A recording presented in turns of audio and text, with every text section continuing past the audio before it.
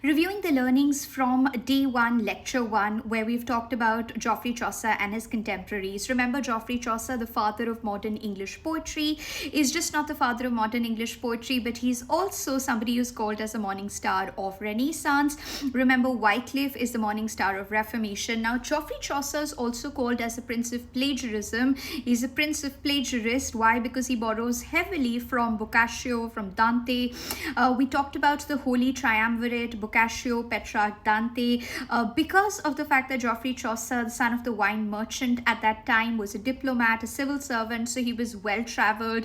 He was traveling and getting a lot of exposure to Italian writers, French writers, and therefore his career is also divided into three important phrases: French, Italian, and English.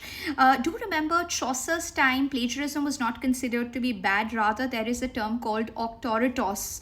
Auctoritas basically means that, quoting from giant writers was actually considered to be very good. That means it gave a lot of weight to whatever you were saying. So if you were quoting for people who were really influenced, that was giving a lot of weight to your own writing. Remember Boccaccio's Il Filostrato, Troilus and Cressida. Boccaccio's Decameron directly inspires the Canterbury Tales that you're largely able to see. Knight's Tale by Geoffrey Chaucer is also taking the story from Boccaccio's tale. So again, Geoffrey Chaucer's career, which makes him, a very important figure, a tall, stalwart figure, even though Matthew Arnold in the study of poetry says Chaucer lacks high seriousness. That's a secondary criticism that we're able to see.